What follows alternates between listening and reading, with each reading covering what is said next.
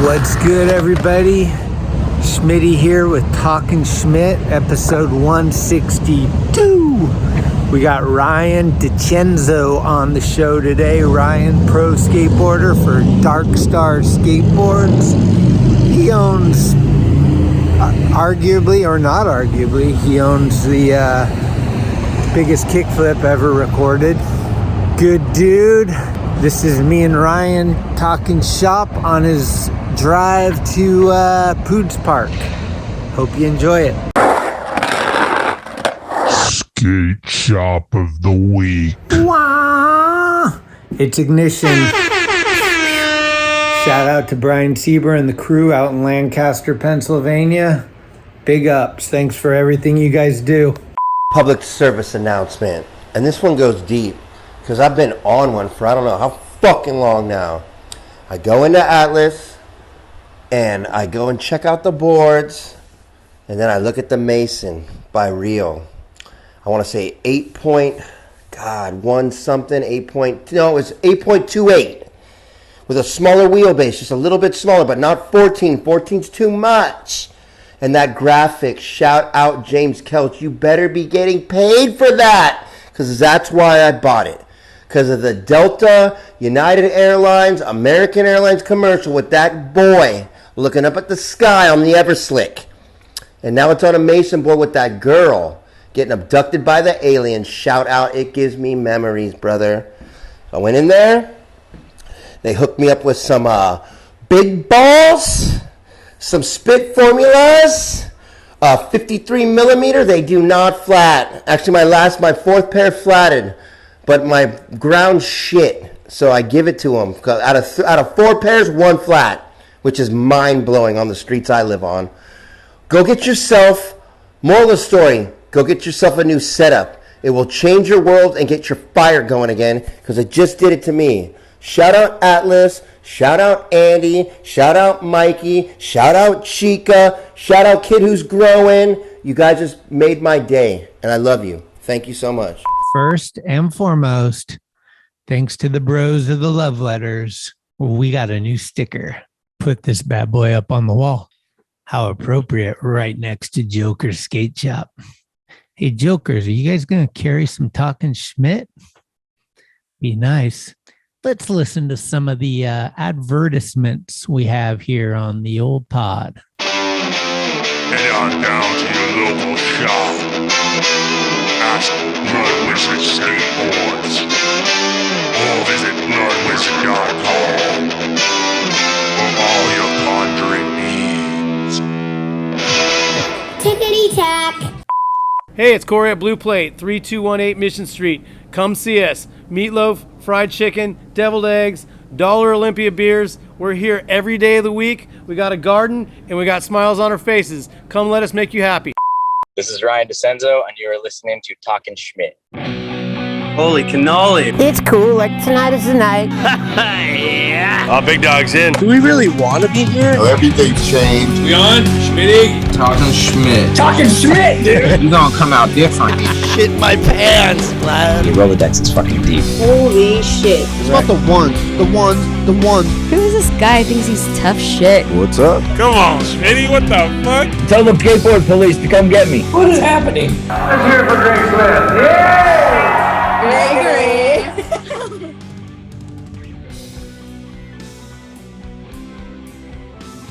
All right, guys, we're going to start it out like this. It goes, "Oh, Canada, where pines and maples grow, great prairies spread and lordly rivers flow. How dear to us thy broad domain from east to western sea, thou land of hope for all who toil, thou true north strong and free. Head up to Whistler in a Beamer, over on Victoria in a Benzo, crank the radio up, pod and destroy with Ryan Decenzo." That's all I got. Wow, dude, that was fire. At first, I thought you were reciting like an old national anthem that I hadn't heard or something, but that's just... we went national anthem, and then we fucking twisted it into some Schmit. And then I've heard that line, the Benzo, Decenzo, that's like a Gentry. I've heard Gentry pull that one before. It's the only thing that can rhyme. How goes it? You're on a drive to a skate spot or to a park, or where are you going? Yeah, we're just going to a park to mess around and have some fun, and keep the knife sharp, and maybe get a little Instagram clip, keep the kids entertained, and make sure we got all the tricks for the streets on the weekend. Yeah, who's the crew? Just me and the filmer homie Alex. What up? All right. All we need is the filmer, Schmitty. That's all we need. Okay, here's the big question. Does the filmer bring a video camera, or is he strictly iPhone now? No, they're always bringing a video camera. I mean, but the thing that's funny is like it's like we'll be filming a trick on the phone, and then we'll be like, shit, dude, maybe we should like just film this fisheye, and we could probably use this in the part, or do the. So it's like the line is like blending right there between like what's a phone clip and what's a fucking real clip. You know what I mean? So that's what I was just talking to Zared like a couple of days ago, and we were talking about it. And he's like, dude, I just let the filmer decide. I got to skate, and like sometimes it seems like we want it for the gram. He's like, I'm not good at any of that stuff. Yeah. I mean, yeah, just the other day I was like doing a trick, and I was like, dude, I think this is like a clip. I mean, I'm battling this right now. It's going to look good if we just film it from there. Like, I don't do this trick all the time. Right. Let's just at least film it with the good camera and sit on it instead of just post it on Instagram. And, if it fits in the part, then it fits in the part. If it doesn't, then at least we filmed it. We can still put it on Instagram later. Exactly. What is the scenario right now? Are you in the middle of filming yet another part, or are you kind of just skateboarding and what are you doing? Is there anything that you're working on? I'm always working on a part. It's just like, if I'm not working on a part, I feel like I'm dying inside a little bit. So I'm just always kind of doing that. And right now I have a pretty good little stack of like some new with a little bit of older stuff that I'm still hyped on that, I feel like my footage always gets lost over time because I'm always just filming with different people and I'm just out there. I'm not tracking it down. And then I realize like, oh shit, I got a sick flat gap tray flip or something that I'll see a clip on my phone or something. I'll be looking at a spot, or I'll see somebody else's spot that reminds me of that spot. And I'll be like, where is that clip? What the fuck? And then I'll start digging it up. I'll just dig it up, and then I'll hit up the homies. Hey, 2019, July 9th or whatever. Yeah. I tray flipped this flat gap in somewhere. Can you find the clip? I think I would be hyped on it. And sometimes I get the clip and I'm like, nah, I don't like it. Uh-huh. Other times I'm like, oh shit, dude, I'm glad I fucking fucked up that dude for that clip. So no, for sure. Do you work on parts mentally, like, or do you just skate? Like, are you like one of those guys that in the beginning of like, okay, here's my part. I got a tray flip. I got a kick flip. I need that fucking hard flip somewhere. Like, do you have a list or anything? The list like changes for me because whatever tricks are feeling good at the time, that's what I want to go do. But then obviously like frontside flip, front three flip, like those are all my go-tos. So those ones are always feeling good. So I'm like overly stacking on those tricks. And then, something like a gnarly inward heel or a gnarly back heel or something, I might be like, oh, okay, maybe I should go find a good 12 stair or something for one of those tricks.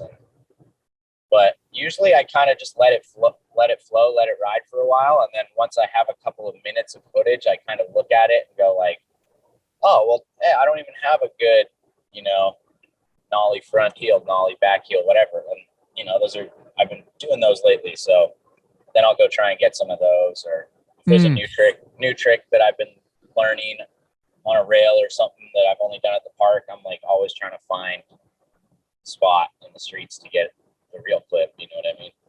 Right. Okay. How important is coffee to you? Are you a big coffee drinker? No, it's not important to me at all, but I do enjoy it. I do enjoy caffeine. Sometimes I don't know, like I'll drink coffee in the morning and then it kind of wakes me up, makes me feel good and gets me a little energized. But if I drink too much, it gives me like a bad stomach ache and I'm always going to the bathroom. So it's like a fine line. You know what I mean? But Are you one of those guys that when you get to a gnarly spot, you got to go take a shit first? no, not unless I've had too much coffee. Okay. There's some, I think David is that way. There's guys that like have to go shit right when they get to the spot. They're like, oh, fuck, I got to go shit. Yeah, I mean, that's probably just the timing of getting to the spots with the gnarly spot. The gnarly spots, you're always going there at like 10 or 11 to try to get there, get ready, get it cracking before noon. And then, you know, maybe you've been scrambling around all morning with your palms all sweaty thinking about the spot and you forgot to drop your morning deuce or something like that, right? So scrambling around getting Bondo and all the metal or whatever you need for that spot, and you forget to do the due diligence. Yeah. Talk a little bit about early days, Canada. You were born in Vancouver or outside of Vancouver? Yeah, I was born just outside of Vancouver, just kind of like in the suburbs. So where at Langley? What do we got? In North Delta is what it's called. It's kind of a little bit of a better side of the hood. Like the hood is like Surrey. It's kind of trashy over there, and we're just like on the little bit closer to the city side, a little bit better. And we fundraised to make a little sick skate park down there, and it's epic. I mean, it was a cool place to grow up. There wasn't much going on now that I look back at it. And I think like, man, if I could have chosen to grow up in Cali, I definitely would have, because there's so much stuff happening down here. Everybody's so good at skating, and it's, you know, it's fun. You can go surfing, you can go snowboarding, you can do everything down here. There's no limitations, and the weather is pretty good. Yeah, I think I know the answer to this, but I want to ask the question. Who was your early influence? Like who kind of, when you saw them or like got photos of them in the mag, were like, that's the dude that sparked it for you? Well, I feel like there was 2 generations of that for me, because there was like the dudes that were already established that were like the McCrank and the Haslam and the Appleyard and Machnau and Galea, Hasty, etc. I looked up to all those guys, and I was like, those guys are all Canadians. They're all doing it. Like, it's possible. And then there was like the generation just kind of below them that was like Hoffert. He was only like a year or 2 older than me, maybe, or something. But he was like on fire when he was 17. And I just thought, this is going to be the next kid. Like, if I want to be like McCrank or any of those dudes, I got to be like Hoffert first. You know what I mean? Like, because Hoffert he had like the local shop sponsors, and he had he had all the plugs in Vancouver. So, but yeah, basically Hoffert, and then all those big name dudes that eventually Machnau pretty much took me under his wing and raised me to be a little stair sender or whatever. So how does the sponsorship begin for you? Like, is it through a local skate shop, like the normal story, or like, what's your first like free things? Yeah, I mean, no, it was like, we just got hooked up at the local skate shop. They basically gave me and my brother like a board and a hat and a t-shirt, and we were like losing our minds, and it was like all like shop board stuff. But it was fire for us. We got that every month. So like a board a month was pretty solid at the time. And then we started street skating more, and that was just, the street skating in Canada is like every time you kick out, your board is just done. It's just the roughest ground. I mean, it's kind of like SF, but just a little bit worse, more like Portland, But so that shit eats your boards. And then, so we were super happy to get those boards from the shop. It was called Coastal Riders. And then we filmed a little sponsor we take with them, with the shop filmer homie, and they sent that to distributors in Canada, and we got hooked up by some DGK when we were little kids, me and my bro. DGK. Well, it was DGK Distributor Flow, but we were hyped. We were getting now we were getting 2 boards a month or something, and then we got I think we got on Circa too, and that was like a big one because Circa was like really well knit with the US dudes up in Canada too. So it was almost like a direct connect, but not as not as far as the other distributors, kind of, so to say. Did you and your brother kind of start skating together around the same time? Yeah, pretty much. We did everything together. Skateboarding, mountain biking, fucking shooting birds with slingshots, like all that crap you do growing up as a kid. We just did everything. So every time I picked up a board, we were sharing a board, we were sharing our friend's board, and then eventually we bugged our fucking mom and dad enough to go get us an actual board, not just like a Kmart board. Yeah. So that was a big turning point for us. What's the age difference, you and Scott? He's 3 years younger than me. So okay. I did a fucking red eye flight to Washington, D.C. when they had those Maloof contests out there. And I was zorched. It was like 7 a.m. Like I was just sitting outside my hotel waiting for like check-in. I couldn't check in that early. And your brother and Bryce walk up and they're like, we're going to go to the museum. You want to go? And I'm like, sure. And we ended up going to Smithsonian and checking out all that shit. And we had a good time.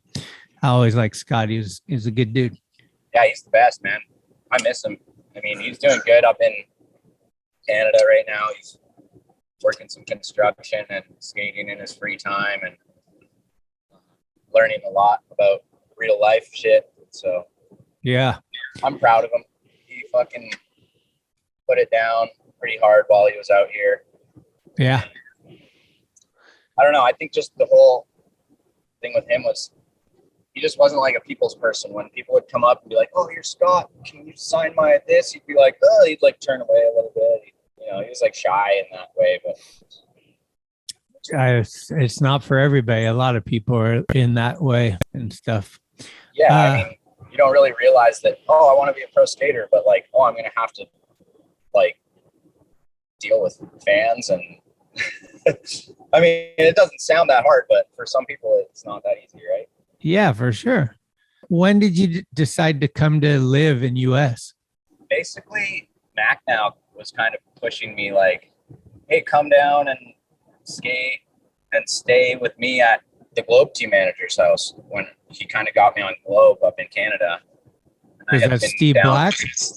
No, it was Chris Robinson back in the day, a different dude. Oh. And he lived in Anaheim Hills, and I just stayed on his couch for 2 weeks and tagged along at every Machnau mission, which was really gnarly. And I mean, yeah, sometimes Machnau would be like, all right, I'm going to this 17 rail to backlip it, and then I'm gonna, you should skate it. And I'd be like, dude, I'm not skating that. Like I was like a Grom. Like I couldn't skate a rail that was bigger than a 10-stair rail. But I could fly down some stairs. So he would always find a gap or something for me after. And if he didn't get his shit, he was determined that I was going to get something. So got his shit. So when you moved down, were you already on Darkstar or not yet? Yeah, I was on Darkstar when I moved down, and Chet actually offered me a room to stay in, and Darkstar was going to pay my rent. So I was like, "Ooh, yeah, like let's do this." And that was right in like 2007 or something. So I was just living at a house with Diet and not paying any rent, just skating and not making any money either. But I was selling product to buy ramen noodles for dinner, and yep. Now my body's probably regretting those days, but I had to do what I had to do to survive, kind of thing. And then it blossomed from there. Skating with the right people and always having a filmer around, and I was tagging along a lot with Hoops and Scott on his missions, and it was really good. It was super fun. Those were the days for sure. So what year was that? Do you remember what year you moved down? Yeah, I moved down in like 2007, 2008, but I was going back and forth to Canada a lot still. And then I was pretty solid down in Huntington at the time for in 2009, pretty much. So 2009 is when you and Scott get that doubles cover. Right, exactly. So that's when it all was like kind of happening for us. It was crazy. How did that go about? Was that like you were just out shooting, or was it kind of more thought like let's try and do this, or like how did that go? It was like Burnett had the idea, and I was like, damn, that would be really cool. Like all the doubles covers and doubles photos you see are always like in a pool with like a guy you're on tranny where a guy's launching over someone else or whatever. And he had this idea of us just doing something on two rails at the same time, or stairs in the rails or whatever. But he was always like, here, you want to do it on this spot? And I was like, fuck. And there was always these really gnarly spots. And I was like, how about this 12 rail? Like, this is, we were not going to die here. But he ended up finding that one that we shot it on, and it worked out. And it was just the like right level of gnarliness. You know what I mean? Whereas like, I look back at it now, and if it was on one of those other spots that, I was like, this would be a little safer. It just wouldn't be as like, it wouldn't be the same. You know what I mean? It just wouldn't be what it was. Like that spot it's a big spot. I think it's a 14 stair, and anything on a 14 stair is pretty serious. So I remember you were talking about it. I think they did a classic covers or something on it before, and there was something about you almost hitting like, what was the problem? The problem was I kept kicking out the frontside flip, and I was shooting it down into his landing. Yeah. For this guy's board and that guy's fucking leg, like not the scenario that you want to be in unless you're in a best trick, like an best trick contest too, like at Tampa. You know what I mean? Like where there's money on the line. Like, why are you? Yeah. So I don't know. I felt bad for him. And then a couple times there was like some weird ones where we like slapped each other's knuckles in the air and like, oh fuck, that hurt. Like that was a good one. I would have landed that, but we punched each other like fist bump in the air. Like, so. Well, that's got to be a little stressful because normally you're not intentionally shooting for a cover, but when you got when you got Burn Dog out there and you got a conceptual cover, so like, fuck, dude, cover's a big deal. I mean, there's added pressure. You're looking down and you're like, we got to get this, and we got to land it at the same time. And I was like really worried that I was going to land the frontside flip and he was going to miss the front board for some reason, even though he was almost landing every front board. And I was just kind of blowing the frontside flip the whole time, but I was getting a lot of wheel bite. But I'm glad it worked out. I got to find that clip and post it on the gram or something. Definitely. When you turn pro for Darkstar, how does that go about? Is it like you kind of knew about it, or is it like some of these surprise ones they do lately, or how did it go? Was there a party or anything?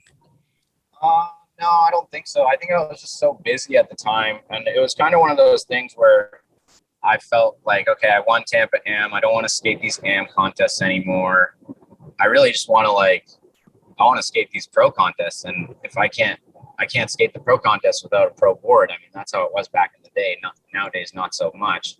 But so I was like, shit, maybe I'm gonna work on some more parts, and maybe we can turn pro. He's like, dude, you're already pro. Like, you can turn pro whenever. And I was like, yeah, but I want to have a couple good parts and then turn pro. So I remember, I think he was like, all right, after the United by Fate part, we'll make something happen for you. We'll work on a graphic. And so, but I was just so busy. There was no party. It was just like, all right, let's solidify the name on the board and let me go skate against the big dogs kind of thing. Cause that's what I wanted to do. You know what I mean? Cause when I like skating contests, cause it pushes me to skate at a higher level than you would normally be skating at when you're just skating at the park by yourself.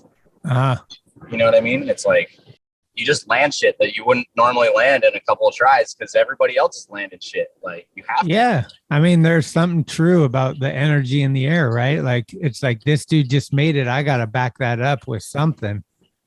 Exactly. Right. I mean, that happens in the streets. That happens fucking everywhere, right? So when you get a bunch of gnarly dudes together, it just elevates it even more. So you won Tampa Am that same year, 2012?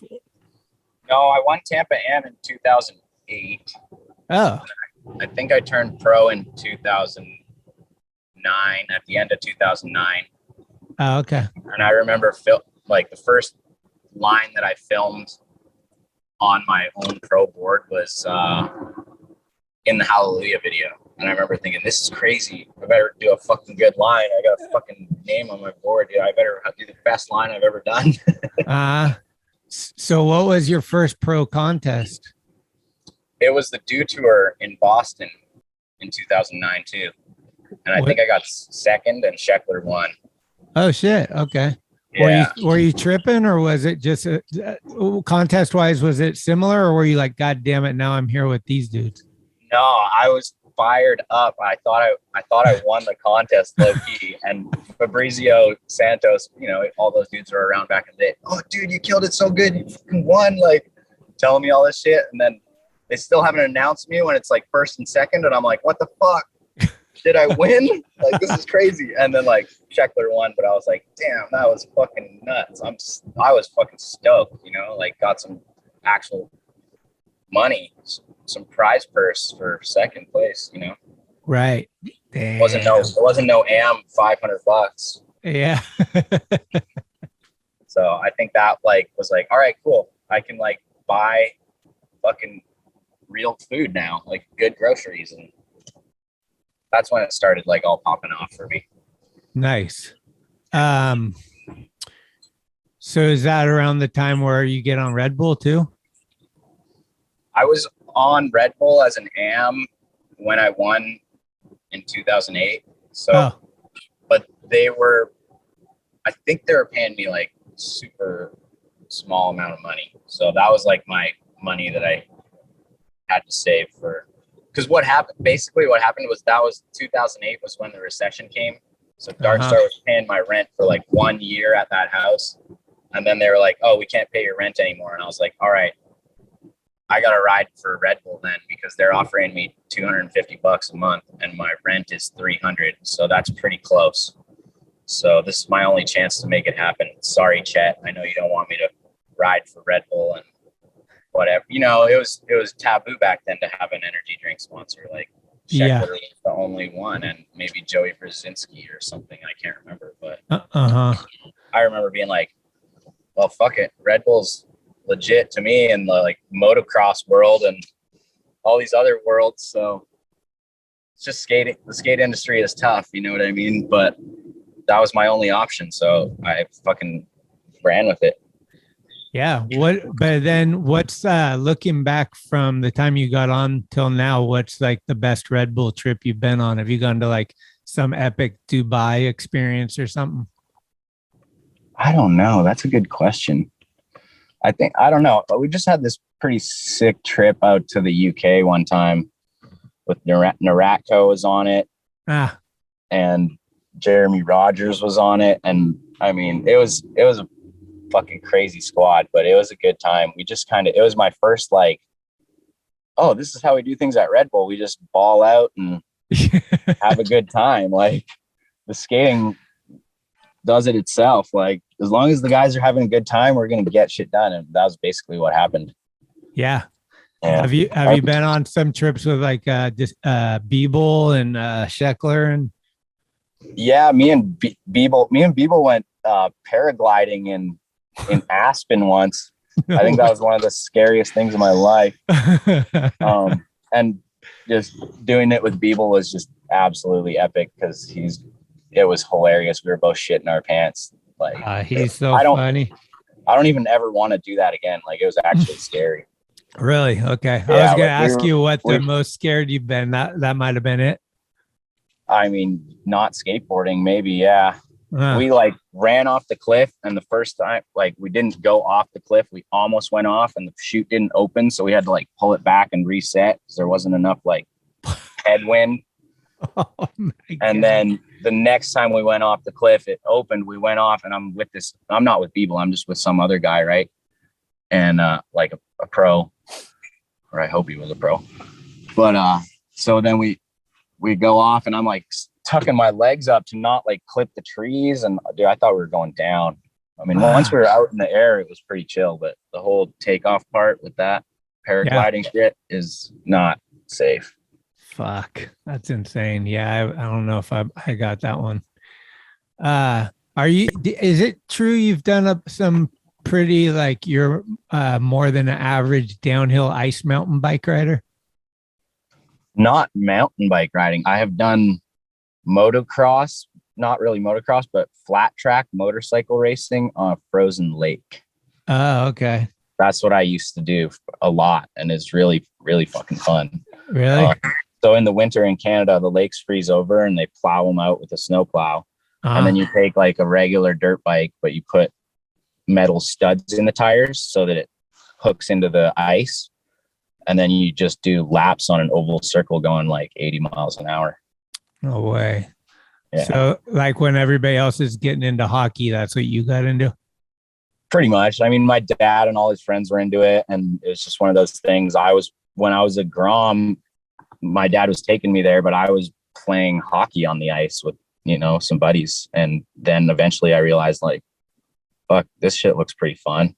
And I started to learn how to ride a dirt bike and kind of just went from there. But man, that's like the ultimate adrenaline rush.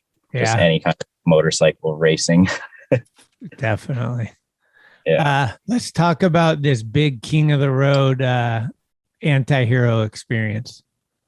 Oh shit. Yeah. That's a crazy one. I was mystery guest, right? Yeah, I was a mystery guest, and nobody knew what teams they were on, but or anything. And when I was like, they're like, "You're going with anti-hero," I was like, "Fuck, this is crazy." All right, well, hopefully these guys are cool. I didn't really know anyone, I don't think, at the time. I just knew of Cardiel, like I knew Cardiel was the fucking best, so I got to make him proud. But then, I ended up chilling with Frank a lot and Peter, and, those dudes are super chill. And then there's the rowdy ones like, Andrew and I mean, Tony T, obviously, and Robbie, they were like a little Tasmanian. Was Andy Roy involved in that one? And Andy Roy. Yeah. And Andy Roy. Okay.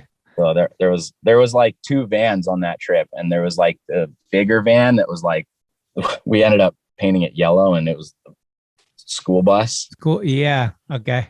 And then there was the other van, which was just like the Peter and Frank just cruising, smoking giant spliffs in the van. So I'd go back and forth between the vans. Like Frank would be like, "Come get in this van, dude. I think that van's getting a little hectic for you right now. You need to relax. We need you to bang out some tricks in this next skate park." Or, yeah.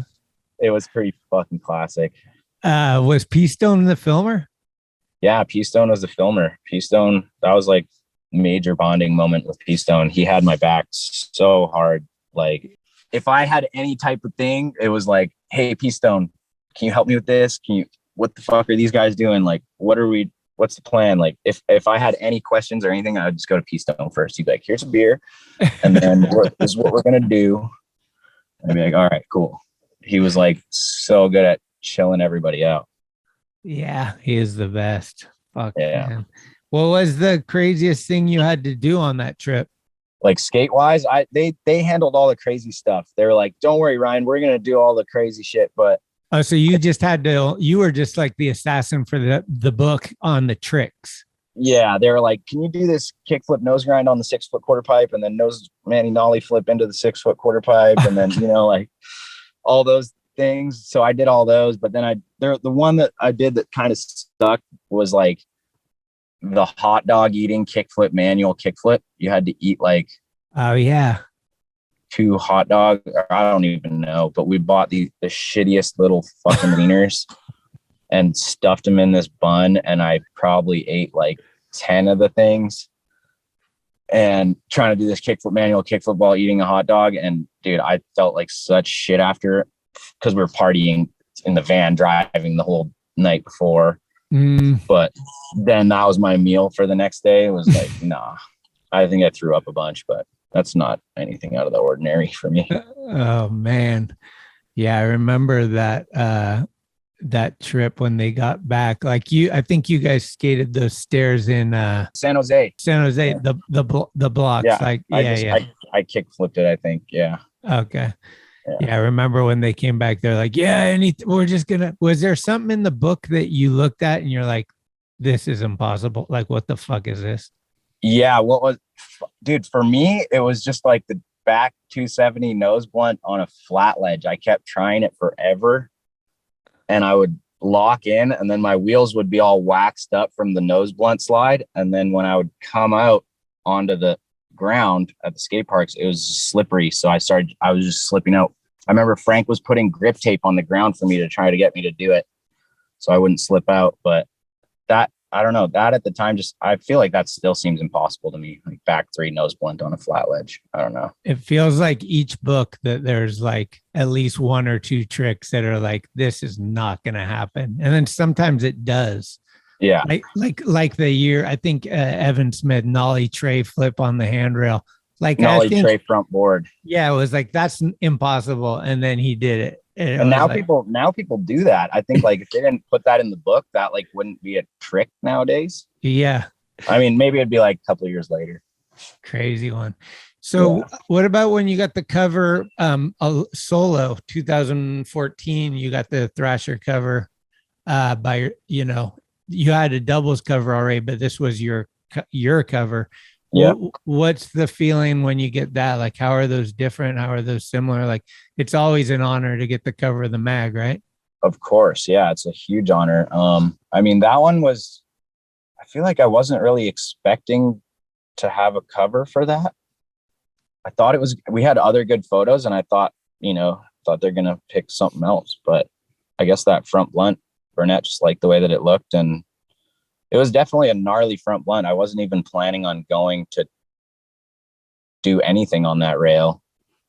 TJ wanted to go there to nose blunt it, and I was trying to just get him sparked. And I nollie lipped it first just to like do something to like skate it with him. Uh-huh. And then I was like, when you skate something and then it gets easier and you're like, okay, fuck, maybe I could do another trick on this. And then so I just went for the front blunt on it, and it ended up working pretty easy. Felt really good. So yeah, that's a sick one. I was really hyped the way like the photo came out, and to see it on the front I was tripping. Okay. Cinco de Slamo, triple set San Diego, Buster Bale. This sparks a pretty epic moment, but let's first talk about just the that contest in general. Like, what do you think about the Buster Bale format versus like your traditional contest? I like the Buster Bale format because I like street skating, and there's not that many contests at street spots, and it's always something gnarly. It gets my adrenaline fucking going right away, which is awesome. I'm curious to see what's going to go down as much as like I'm curious to see what I can put down. So, like when you see like Shane O'Neill try to switch flip that thing, you're like, dude, you're going to go switch at this thing right now? Like, so, I mean, he like didn't have enough speed, and I don't know, like the roll-in wasn't big enough on that one, in my opinion, because we were like bombing in on it and then taking a massive push, and then I think it was just one push, and then just like stretch as far as you can go. And I remember trying to front 3 it and being like, damn it, if I didn't have to push, I would have been able to wind up, and I probably could have front 3'd it. But I'm all messaging Burnett the next day, hey, next time ramp bigger. So that's interesting, because obviously the social media world and commenting has opened up everyone to be a critic, and everybody gets to put their word in these days. Some of the reaction was like, fuck a ramp, but like, there's no way you could, like, what do you think about like the Wallenberg situation with the ramp and the ramp? But I mean, this is opening up possibilities that people aren't going to be able to push into some of those tricks, right? Well, no, with Wallenberg too, like the way that they changed the school, I don't think you can curve in at it, go down the hill anymore, right? So the ramp's like the only option. And I mean, Jeremy Ray is a special individual. He is like, he probably could have been some sort of long jumping track star, in my opinion. Because the shit that he's done is unbelievable, with like, you know, the water tower with no run up, and that thing doesn't have run up either. He ran up all those stairs, and then I don't know, he just got speed and cleared it. Like he's got a power push. Yeah, he's like, I swear there's like sparks coming out of his fucking shoes. Like he's insane. I've always looked up to him so much, especially like with his front threes and everything. So that was like, I was like, man, if I could front three this thing, that would be so sick. It would just give me the, like, that was for you, Jeremy. Like, right. But, dude, yeah, I mean, for that shit, we got to have those ramps like nowadays. Otherwise the progression isn't going to go as gnarly as we want it to. Like, what, you're gonna have like 3 dudes be able to ollie it and 1 dude back 180s it? No, I'd rather watch Jocelyn tray flip it and back big spin it and all that shit. You know what I mean? Dude, I went there with Jocelyn, and he did. I think you might have been there too. I'm not sure if I think it was you were there with him, maybe at Wallenberg when he did the ghetto flip. Like it was second try, maybe. No, that might have been Scott that was there. I don't know if I was there. Okay. Yeah. I was like, he kind of did it like how Cairo does nollie hard flips. Like, I don't want to even do this like, I'm so good at it, I don't even want to do these. Like, oh, right. You know, yeah, like, he's got that trick pretty wired. It's insane. It was bananas. Did you front 360'd Wallenberg? Yeah. I think that's the only trick. No, I nollied it too, but that didn't really see the light of day. It was never in a video? No, I don't think so. Was the front 360? Yeah. What was that in? That was in the Red Dragon video, Enter the Red Dragon. Okay, because Gerwer hit me up the other day, and he's like, I know Decenzo 360 Wallenberg, but I can't find the footage. That's like all my footies in these little random parts everywhere. I can't even find the footage when I can't even find the footage of some of my stuff too. I'm like, what part was that in? I swear, dude, you've had a lot of parts. I mean, that's what I live for. So, yeah. But getting back to the triple set, we got Phelper, rest in peace, out there yelling and screaming and orchestrating and telling people. What was the vibe of that? I mean, did you know Jake very well at that point? I kind of knew Jake. I've just seen him around and hung out with him in Australia at the Buster Bale or the Globe thing, the Globe one. Oh, where the dude ate shit on the roller skates? No, the one after that. Where it was like in front of the Opera House with the two the 2 sets kind of. So we kind of partied and Diet might have won it. Yeah, I think Diet won. No, or Let's Go. I can't remember. Okay. But we rode down on that trip for a while, and then when we were at the triple set, I love the dude. I miss the guy so much. That like some people like didn't understand the way that he was when he was yelling at you, but like I loved it. He fired me up. Like I would land on shit primo or whatever he was around. I just wouldn't kick out as much. It was good for me. Well, I got to be on the other side of the wall. I wasn't at that triple set thing, but when Jake got back, we were talking, and he was like watching the footage from that contest, and he was like, dude, I'm sitting there and I watched this, and he kept talking about you. He's like, dude, Decenzo, dude. And it was weird because, like, no disrespect to you, but it was just like you weren't like one of his guys necessarily. And so he was hyping you up. Like, he's like, I'm gonna call him. His kickflip's so good. Like, I think I got this spot for him. And I was like, what do you got? And he's like, the Diego Ollie. And I was like, yeah, right, dude. No one is kickflipping that. Because I was there when Diego Ollied it. And so basically, as Jake would say, I ordered it like a pizza, and history went down. New Year's Eve in San Francisco, and me, you, and him, and a few other people just got, I mean, that was insane. That was one of the best things I've ever been a part of, like live and stuff.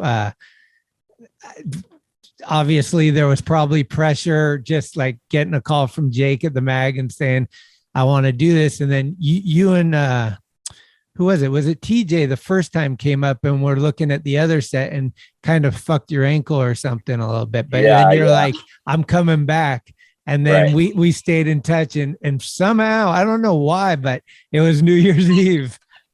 I don't know. I can't remember why it was that day either exactly. No, I think it was like, I think this is what it was, because Jake was calling me a bunch, trying to get me to go do it. He told me about the spot. I was like in the airport flying home and he told me about the spot. And I was like, dude, you know what? I know exactly what spot you're talking about. I filmed a line there at my last part with the 2 stairs in a row where you end on the 10 or whatever. And then after that, I was just looking at that thing like, what's up with this thing? Has it been skated? Has it like, I was curious. I didn't know. I was like, maybe one day I'll come back and like fucking 180 it, or, I don't know, switch ollie it. I don't know. Like, I just thought like this switch 180, this is a sick spot. Like, it's a big double set. This is sick. And then when he called me and he was telling me that's the double set, I was like, fuck yeah. Like, I was hyped. I was like, I've been wanting to skate that double set. You're going to enable me and encourage me. We're there. So we drove up the first time, and the problem was they were like pulling up the ground. They were like resurfacing the top of the one that Diego ollied. And that's right. I had already drove all the way up there to try it. And the other one was very similar.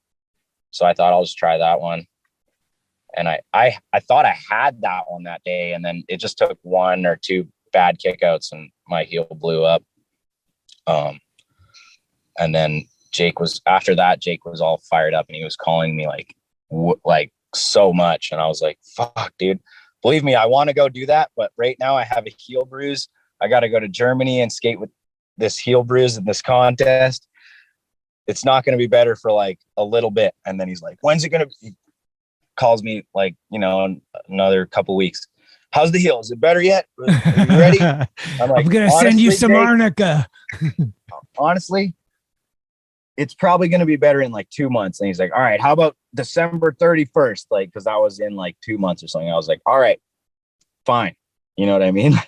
That's typical Jake too, to pull out the dates. Cause he's so, in his mind, he always remembered things like, oh, that was the day fucking, the first airplane took off. He always remembered these dates. And so it's like, okay, December 31st. Well, and I remember you showed up and you're like, look, dude, I'm either going home on the plane celebrating, or I'm going home on the plane with my leg in a cast. And I need, like, either way, like, this is happening. I'm trying it. And I was like, oh, it's on.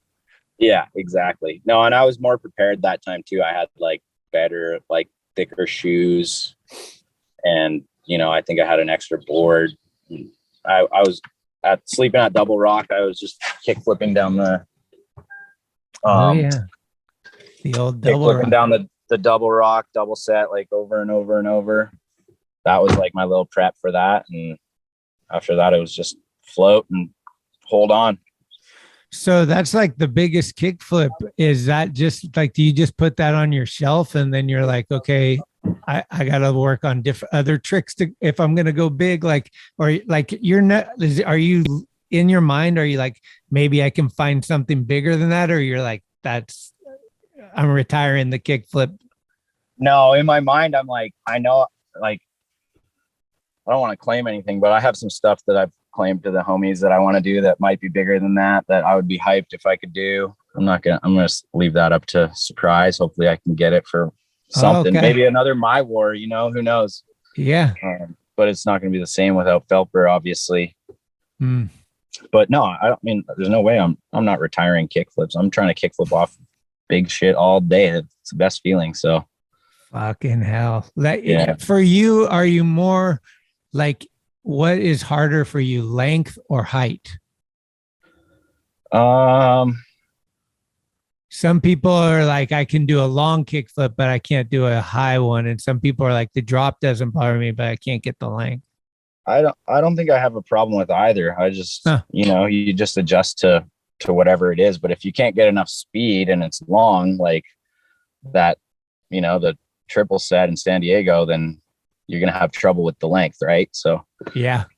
Okay. But definitely like there's a max height where I'm like struggling to roll away. Probably it's probably around like 20 stairs where, like I can roll away, but it's not like a 15 stair where you're going to roll away every time.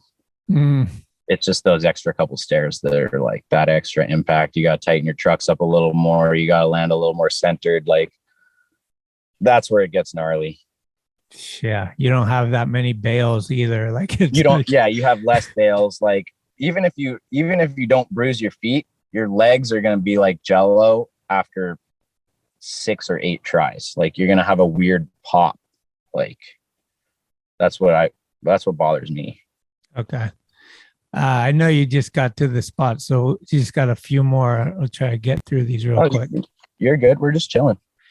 Okay. Well, brings us up to 2021. We got 2 video parts out in 1 year with Sender Bender and the 1990 part. Yeah. Yeah. The tray flip, the gap into the ditch, which David had kick flipped for the ender and the Sender Bender. Was the ender and the part, was that the hardest thing for you to do in that part? I think that was one of the scariest tricks I've ever done on my skateboard. So like I can't say it was the hardest because the first one that I committed to, I landed, but I was at the top and it's just a tray flip. I do tray flips all the time. I couldn't get my brain to like overcome the fear of like, what's going to happen when I land on this bank?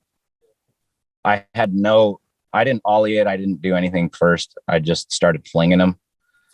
So I was freaked the fuck out to try that, like to try to put it down. I didn't know if I was going to bail when I like wheel bited at the top or like wobble out at the bottom. I just didn't know what was going to happen, but I had been looking at that spot for 10 years. And ever since David kick flipped it, basically I was like, this is the sickest spot in skateboarding to me. Like a big ass gap and a ditch. Like I grew up, there's no ditches where I grew up. I had to learn how to skate ditches. When I came to California, I was scared to roll in at the top. Like, you know what I mean? So that was like a big milestone for me in my career. I think like if I would have looked back, if somebody would have told me that I was going to tray flip that one day, I would have been like, fuck you. I can barely roll in from the top. Like you're high, dude. Like get out of here. So, I mean, yeah, that was, that's one of my most proud tricks that I'm the most proud of. But was Bodef's son there for that one? No, he wasn't, unfortunately. Oh, but who filmed it? Devin Lopez and Lando. Oh, okay. Yeah. Yeah. And I had, ever since I seen that Ollie when Chalmers did it, but the way that they filmed it fisheye, it just didn't look like anything. It like you couldn't tell. And Chalmers, Ollie didn't do it 3 times, like nothing. Fuck. Which is gnarly as fuck. Like way back. And then when they shot that angle of David's kickflip for the magnified, that's when it opened my eyes. Oh, this is that thing. This is what Chalmers ollied, and this is look how fucking cool that looks from up there. And like, I love the way that they pieced that sequence together in the mag too of David. Yeah. That was like, I was like, this is fucking awesome. And I mean, I was super hyped the way the photo came out of the tray flip too. So the spot just looks nuts, and it is. So. It's a sick one. It's so classic down there too. Right. For the 1990 part, what was one of the gnarlier battles? The Rincon. It was the ender, the Rincon, the nollie heel nose on Rincon was hell. Was that a few trips? No, it was one trip, but we were fighting the security guard. We were like holding him back, and I kept getting close, and it was like a lot of tries. So my legs were super jello. And then when I landed on a bunch and I just couldn't stand up. My legs, I was like, I just have to like summon like the strength out of fucking my ass and hold on. Cause I had the nollie heel nose part was working, but the roll away after how many tries was just hell. So that thing's hard to roll away from on a board slide. Like, so. Because it's steep or? It's steep and the drop off is like overhead high for me. It's like a 6 foot drop off the end of the rail. Oh, okay. Yeah. Damn. Let's say, what's a famous mountain in Canada? Mount Logan? I mean, yeah, if you want. Or what's a good one? Which one?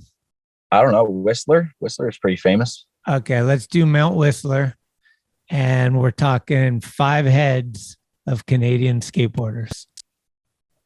Oh, 5 Canadian skateboarder so it's heads basically on, like Mount Rushmore. It's Canadian Mount Rushmore, but it's Whistler. That would be sick. We should have that. All right, my picks.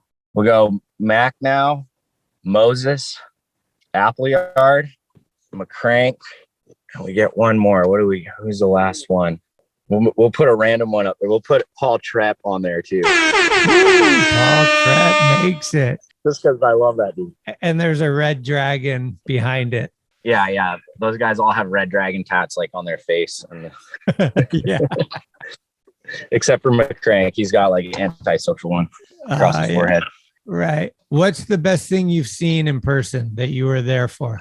What's the one of the gnarliest thing? Like Strubing was like, dude, I was at when Schaefer did the loop and fucking had to go to the hospital. Like, but it could be like the best thing or it could be the worst thing, but just like the gnarliest thing that someone did on a skateboard, you were there live for. Honestly, like back in the day, just going skating with Lutzka was fucked. It wasn't even gnarly. It was just like, it was insane. It was incredible. But I guess that's not really gnarly. He was just like rifling off tricks, like really consistent at like some pretty hairball shit. Yeah, like at a pretty good 10 rail, he'd just be like boom, boom, boom, boom, boom, all these tricks, and then like end with fucking, some nuts. But like gnarliest one thing, I don't know. I almost want to say it was at like one of those Buster Bales. Maybe like, I feel like it was the Chris Cole switch frontside flip on Wallenberg, maybe. The back 360 for me was insane. I missed the back 360. I didn't even know the contest started yet. He hit his head. The first one, I was like, oh shit, it's over. Because we were like, Chris Cole's coming. He's going to destroy it. And then he tried it and he hit his head. And I was like, oh no, he's out. And then he came back and did it perfect next try. And I was like, yes, we won. Yeah. You could see in the footage. I'm like, I'm geeked out of my brain. I'm like, yeah, like just overdoing it. But it was a and big then he switched moment. frontside flipped it after. Yeah, like pretty not too difficult either. Yeah, I think I was at the top of it was like right when I fought my way to the top of the roll in for the first time, and he landed the switch frontside flip, and I was like, this is fucked. Yeah. I mean, Chris Cole kind of won for King of the Roads for 0. Like he was definitely a big part of that. He's fucking insane. What's one of the early videos, like VCRs, that you wore out when you were a kid? What's like one of your most played video parts? Oh yeah, I got that one. It was Transworld IE. Oh yeah, that one's probably burnt out. And who had parts in that one? Appleyard had a part. Anthony Papalardo. Oh, Butcher. Diego Bucherri. Yep. So it was one of my first like proper skate videos, and it had a really good mix of skating, like different styles, and so I feel like it influenced me pretty heavily on how I skated growing up. That's when I learned of Appleyard, because Appleyard was filming with Diego sometimes, and Diego was living with me. So I would go out on some of those missions, and like Appleyard would come to SF and skate with Diego and shit. And I was like, this guy might be the best. I don't know. Yeah. He's so good. Okay. Yeah, and Diego was on fire at that time too. You know what I mean? Like I remember seeing like some shit that he was back 180ing in Europe and being like, wow, this is fucking, I didn't even know that was possible on a skateboard, like to fly that, and it filmed all sick from top angles and everything. Yeah. No, Diego was one of the special ones that, I mean, he was really intense, and really like focused to be like, I'm coming to this spot. I'm going to do that. Then we're like, I didn't have to do anything filming him. He was like, we're going here. I'm going to do this. Like, it was like, Dude, okay. You could tell from that video part, it showed his like drive and determination and dedication. And that made me really stoked. You know what I mean? When I was young, like, I was like, this guy's fucking got the passion, dude. Like, I like this guy. He came to SF and blitzed it. Like, he kickflip, backtailed Hubba and backside 180 Wallenberg. Either same, like maybe 1-2, like maybe that weekend. Wow. Like, yeah, like it was like, pff, put your name on the, heavy radar right there. Right. Okay, we'll end it with a couple of this or that, and they're pretty much Canadian flavors. Okay. Montreal or Toronto? Ooh, sorry, Toronto. I got to go with Montreal on that one. Labatts or Molson? Ooh, neither. Can I go with Kokanee? Yep. Neil Young or Rush? Oh, Neil Young. But I do like Rush too. Okay. Sluggo or Chalmers? Oh, I mean, Chalmers. I love Chalmers, but Sluggo is like, he's just the GOAT.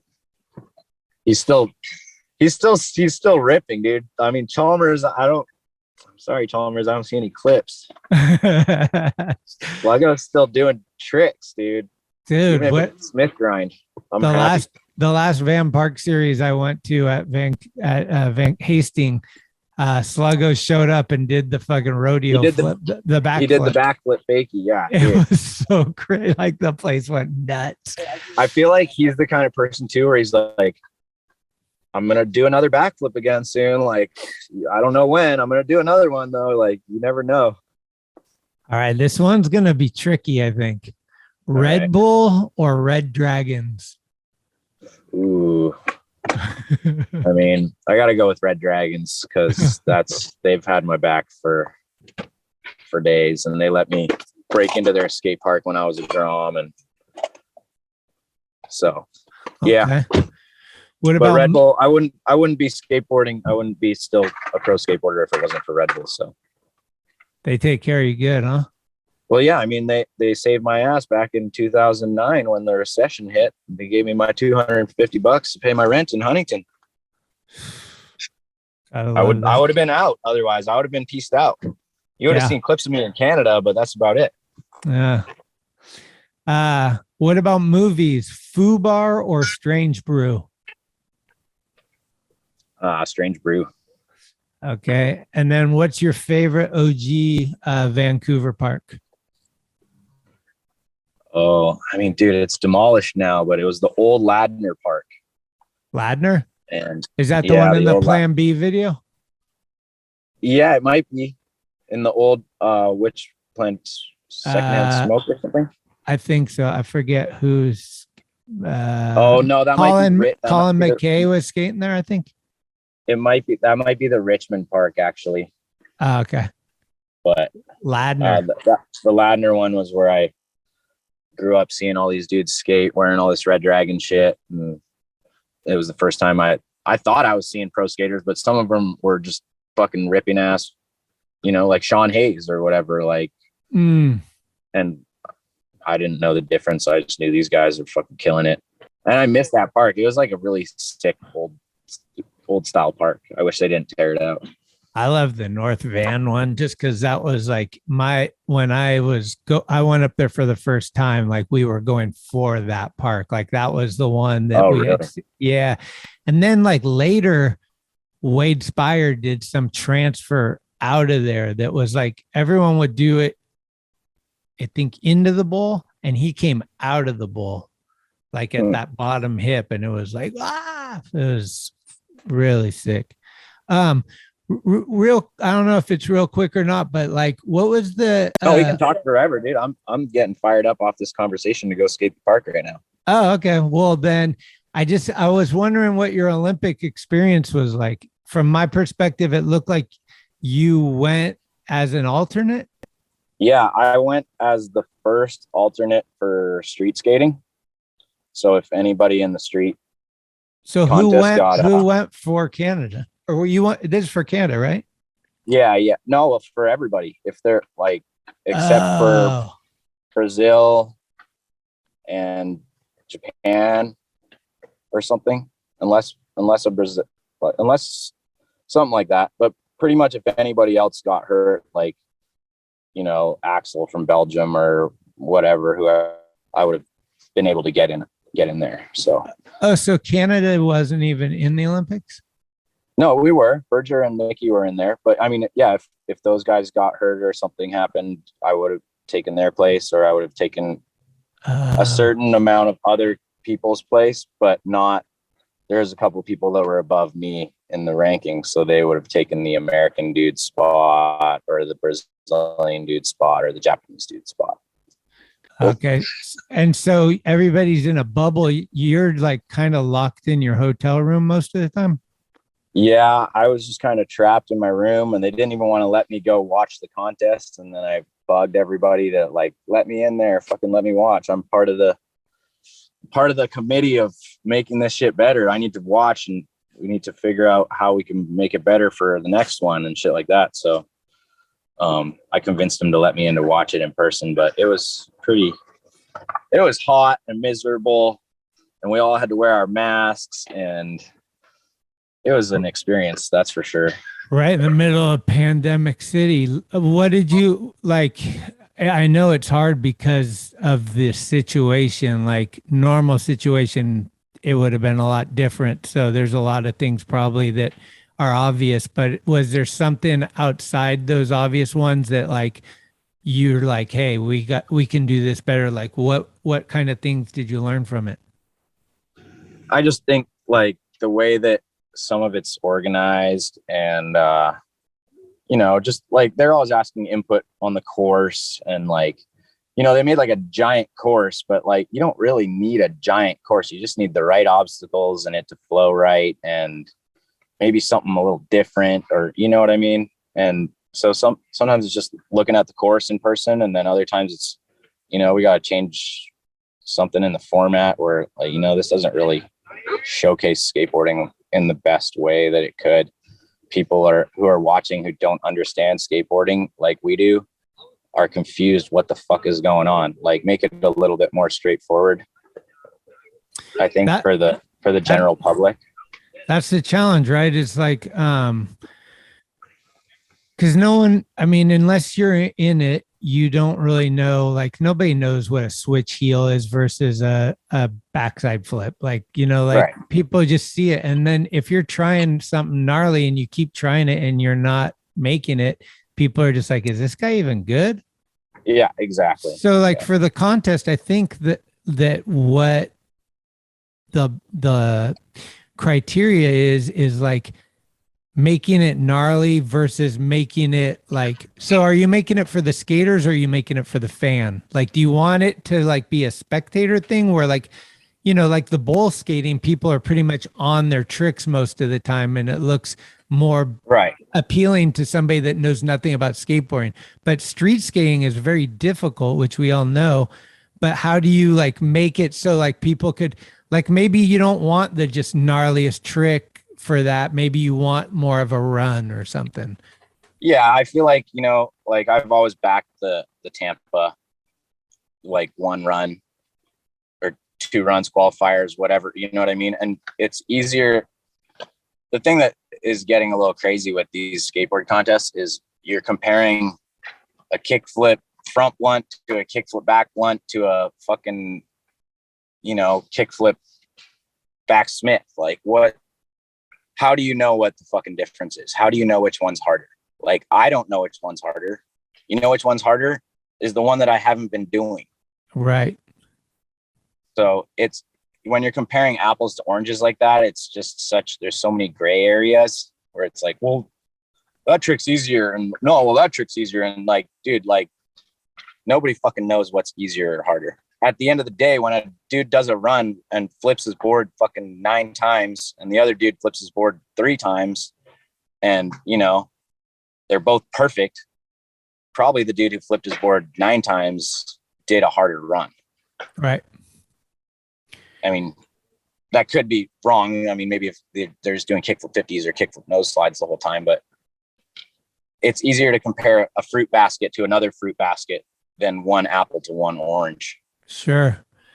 Yeah. I just wonder, like, yeah, they got to figure that one out, because that was like the most response I got was from like family and friends that know nothing about skateboarding, but that know it's a passion of mine. They're like, dude, I don't know. It's like, what happened? Are they any good? Like, what happened? I was like, it's just, they're trying gnarly stuff. Like, you know, like it's not, it's hard to understand because most of the other events aren't like that.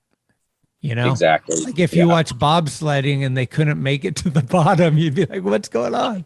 I think the Olympics skateboarding should have and would have been something so cool if it was, hey, here's long jump and fucking a kicker ramp over a you know, like almost like a javelin pole or something where you're just launching over whoever can. I don't know. You know, the downhill contest would be sick. Like the first one on the bottom wins. We all saw it. There's no judging. You don't have to be like kickflip blunt versus kickflip front blunt. It's just first person to the bottom. Right. Yeah. So, and there, I mean, you know, even like those old detours that they had in SF where it was on a hill. Dude, like Shack Daddy. That could have been a sick Olympic like event. Yeah. That would have been fun to watch. Those actually were really cool. Those were good. Yeah. I liked them. They were fun to watch. They were fun to skate. It was a little janky. You're on the real street. It felt kind of almost like you were street skating sometimes. Yeah. I look at that all the time. It's right in my neighborhood. So I take a walk down that street. It's Harrison. And they picked it because the Bay Bridge is right in the background. So when you're filming it, it's just the beautiful. And I was like, dude, how often does that happen? They nailed that. Yeah, you gotta give it. You did nail that. Well, shit. So like, would you do it again, or did it kind of burn you out? Like if in 4 years, are you going to try to go for it again? Or are you like, I'm over that one? No, I mean, it doesn't really make a difference to me. I'm just here to skate and like progress my skating. So if I'm competing against, like, I just want to find the best competition where the guys killing it. These guys are killing it over here. These guys are killing it over here at Street League. Like, I'm going to skate all that stuff to just, you know, it's fun for me. I mean, I'm getting a little older than most of them, but that's what I think is fun too, is trying to keep up with the younger generations too. You know what I mean? It challenges me. I go skate a contest on the weekend, and if I get 8th place or 10th place, whatever, I'm not mad at it. I don't care. All I know is like, well, I got that trick dialed. Here we go next weekend in the streets. Like, so. Huh. It's that's a good attitude, Dav. What's your favorite SF experience? You've been here a bunch. Favorite SF experience other than rolling away from the kickflip? Yeah. No, we did a globe trip up there and with David and I think Ewan and Steve Black, and we just had a blast. We just skated the streets.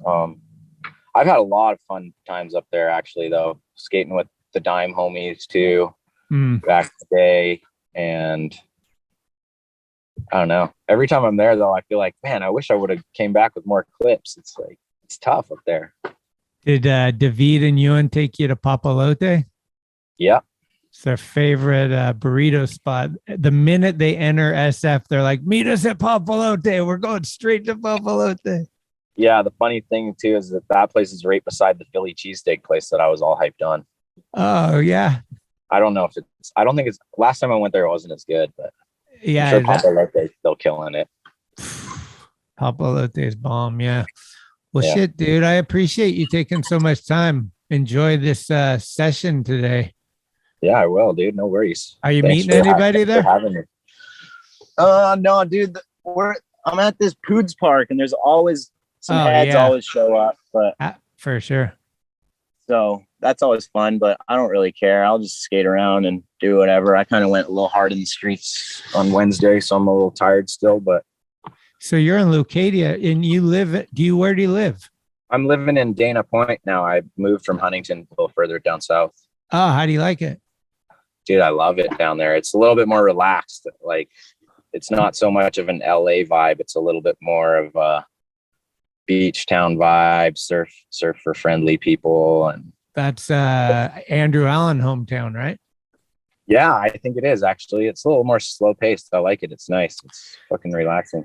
Every time I drive to San Diego, I stop in San Clemente and I go straight to the beach where the railroad tracks are. And I love it. Right there is where I would live if I lived in Southern California, because you're close enough to San Diego and LA. You're like kind of in the middle.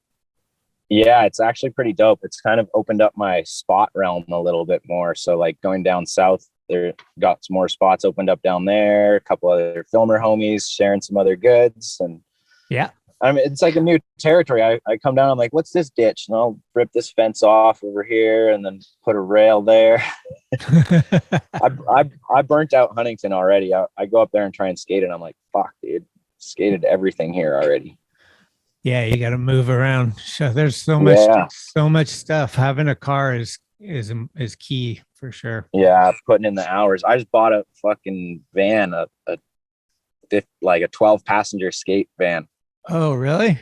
Yeah, but I took out the 2 back rows and I just put wood and brooms and fucking all that shit back in there. That's like, who's driving? I guess I am. Yeah, no, I'm driving everywhere, and we're like, there's no excuses. Like, oh, we need wood for that spot. Oh, well, we got wood. Oh, yep. We need metal. We need Bondo. We need a broom. We need, like towels to dry it up. I have everything. Like, there's no excuses. Go to any spot, anytime. No excuses. I got one for you. Do you know Ardex? No. It's basically liquid cement that you just add water and you put it down and you fucking smooth it out and it dries. Like, it's basically a better Bondo. Like, you can fill like big shitty areas. Bigger hole. Yeah, look it up. You just get a bag of Ardex and then a bucket and then fill some water and then mix it real good, put it down and then smooth it with like one of those fucking Rhino's been all into that shit lately, huh? Yeah, Rhinos definitely get it. But we've been doing it up here with Camfoosh. We're making DIY little videos for Thrasher, and Camfoosh introduced that one to me, and I was like, man, it's pretty sick. Like, it dries good, and it blends in real good too. Well, what we always end it with a song. Which song do you want to throw on the jukebox to take us out of here? A song to throw on the jukebox. Should I go on my Spotify really quick? Sure. We're gonna go with some classic Ryan Smith part, the Guns N' Roses, Paradise City. I don't know if somebody's hating on this song. They got something wrong with them. Absolutely. Guns N' Roses, you can never go wrong. Jake used to tell me Gino Iannucci, Guns N' Roses, BA, like It's So Easy was his favorite. It's just like, come on.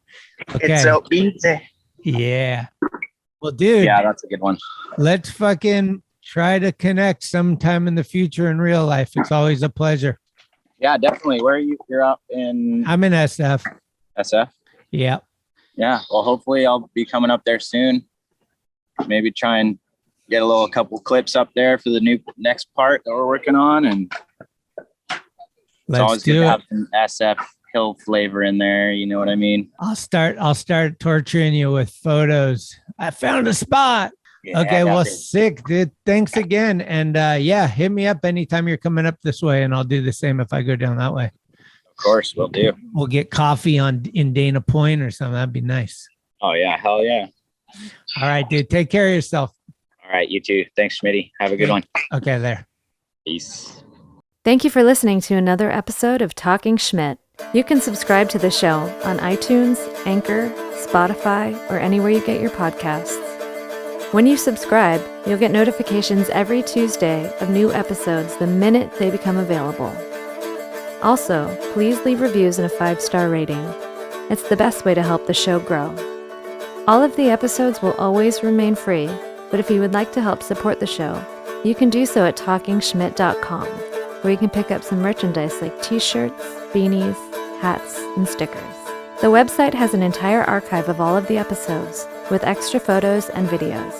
Email us with any suggestions, comments, or ways that the show may have improved your life at talkinschmit@gmail.com.